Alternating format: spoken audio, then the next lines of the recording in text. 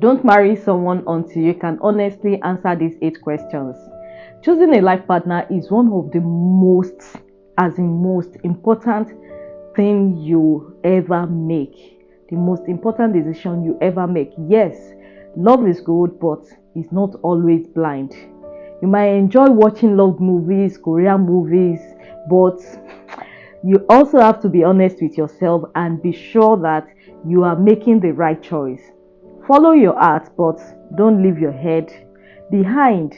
Welcome to Female Affairs with Folu, where we gist and talk about relationship issues, relationship talks, and everything that relates to female. That female is what this channel is all about. Make sure to subscribe to this channel and join the female tribe, okay? And one of the ways to not leave your head behind is by asking yourself some critical questions before walking down the altar to ensure that you and your partner are on the same page.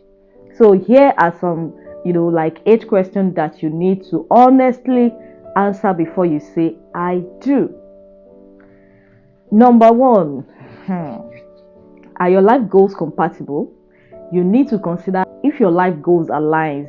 Life goals are not always about career aspiration or financial objectives. They can also encompass things like whether you want kids, where you want to live, or what kind of lifestyle you hope to lead. For instance, if one of you dreams of living a quiet suburban life while the other yearns for an adventurous travel-filled existence, these are important discrepancies to reconcile before marriage. Don't think you'll figure it out once you tie the knot. You won't. People rarely change their fundamental goals and ambitions. So it's important to make sure that you are on the same page. If your end goals are too different, your marriage will be ending even before it starts. Number 2, can I accept their flaws? Everyone, absolutely everyone on this planet has flaws. Nobody is perfect, and that's just the way it is. Flaws can be anything like a quick temper, a tendency to be forgetful, a habit of being late, or perhaps a bit of selfishness or laziness. So, when you are thinking about marrying someone, you have to take a really good look at their flaws. You need to understand that these flaws, these imperfections, are part of who they are. Ask yourself, can I live with these flaws for the rest of my life without making me unhappy or resentful? Can you live with that day in, day out? It's also about whether or not these flaws are deal breaker for you. For example, some people might be okay with a partner who is a bit messy, but not with a partner who is constantly dishonest and unfaithful. This doesn't mean that you should expect to change their flaws.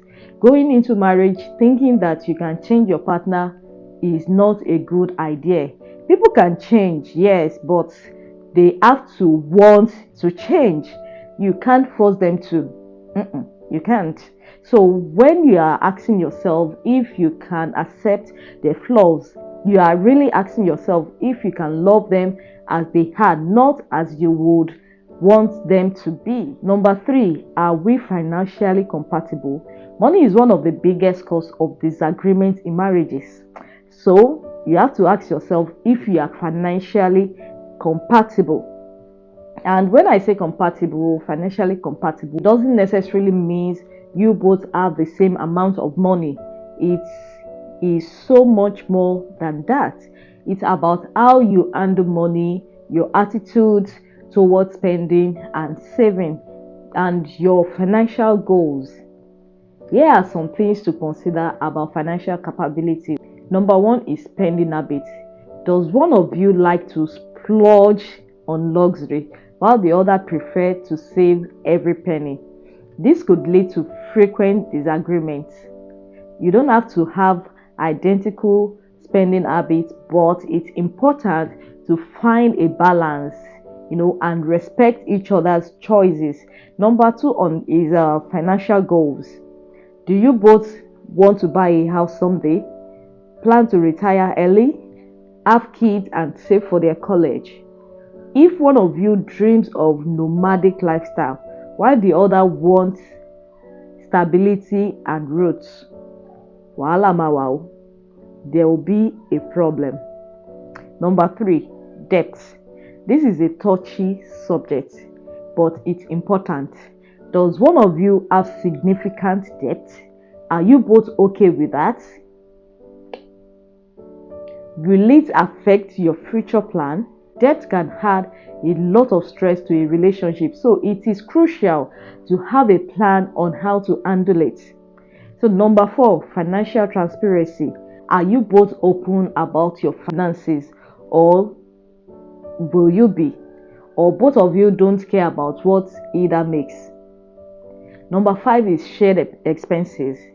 How do you plan to handle shared costs? Equally split, proportional to income? It's good to agree on this early as possible. Just like with personal flaws, financial habits are hard to change. Don't enter a marriage expecting to reform a spendthrift into a saver, or vice versa. Make sure you can accept each other as you are, financially speaking. So let's move on to number 4. How well do we communicate? Communication is the lifeblood of a relationship. It's how we express our thoughts, feelings, love, needs, and concern to our partner. If communication breaks down, misunderstandings can occur, resentment will build, and feelings will be hurt.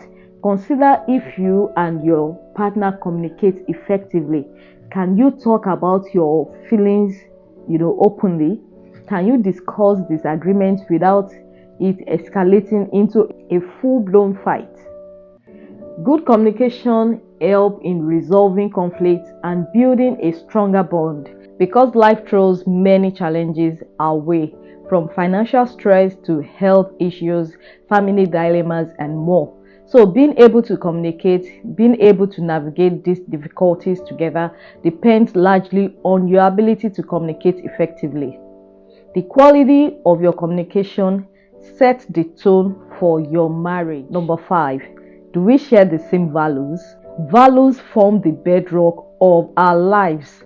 They influence our decisions, actions, and how we perceive the world. Example can include views on fidelity, honesty, family roles, and more. If your values align, it's easier to navigate life together. If they don't, I honestly don't see how marriage will work. Number 6, are we sexually compatible? This topic will not be complete without discussing sex. It's a huge part of marriage, and it should be enjoyable for both partners. Compatibility in this area isn't just about physical attraction, but also include understanding how often you want sex, what you both enjoy in the bedroom, and what boundaries you have. Being able to talk about sex openly, even when it's difficult, is very key. If there are health problems that might affect your sex life, you should be able to discuss and find solutions. As a Christian, we all don't support premarital sex, but I believe that it's important to discuss what each of you expect in terms of your sexual relationship before you get married, so that both of your expectations can be met. Number 7, how does my partner handle stress? We all respond to stress differently. Some people become withdrawn, others may get easily frustrated or angry, and others might become overwhelmed and shut down. How your partners deal with stress can affect you, your relationship, and how you both handle difficult times together. So observe how your partner responds under pressure. Do they communicate and ask for help, or do they try to manage everything on their own? Do they take their stress out on others, or do they find healthy outlets to release it? Do they turn to harmful habits like drinking and smoking. Understanding your partner's stress response and how it matches with yours will give you an idea of what to expect in marriage. Number 8, which is the last one. Do I like my partner enough to spend forever with them?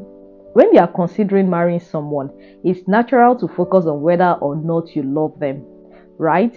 Love is what we focus on, not like. We think we are supposed to love our partners but like our friends. Actually, you should not just love your partner, you should like them as well. Liking your partners goes beyond the passion and intensity often associated with love. It's about genuinely enjoying their company, respecting them as an individual, appreciating their quirks and personality, and wanting to spend time with them even in the most mundane moments. Love can sometimes be filled with highs and lows, passion and drama, but like is what helps you enjoy each other's company on a day-to-day basis. It's the factor that helps sustain a relationship through everyday life, the quiet moments and the challenges. When you like your partner, you respect them and value their opinions, even if you disagree. You enjoy their humor, their conversation, and their companionship. You feel comfortable with them and can be yourself around them, and even enjoy the silence when there is nothing to say. Believe me, marriage can get really monotonous and mundane. Asking if you like your partner enough to spend forever with them helps you assess whether you enjoy your day-to-day life with them, which forms a huge part of marriage. It's about envisioning a shared future where you continue to value, respect, and enjoy each other's company, not just in the exciting moments, but also in the ordinary everyday moments, which I tell you, make the most of marriage. This list is in no way exhaustive, but it's a great place to start. Take some time, think about it, and ask yourself. The important thing is honesty with yourself, with your partner, and with your answers. You may not have the answers to all these questions because, to be honest, you can't really know who a person is or how they'll behave. But as I said earlier, it's a great place to start. I hope you enjoy watching as much as I enjoy dishing it out. If you enjoy watching, kindly give this video a thumbs up. If you have anything to add or comment on, kindly leave it in the comment section and share to others who might need to hear this, who might need to learn one or two things from this. So I'll see you in my next one. Thank you for watching. Bye.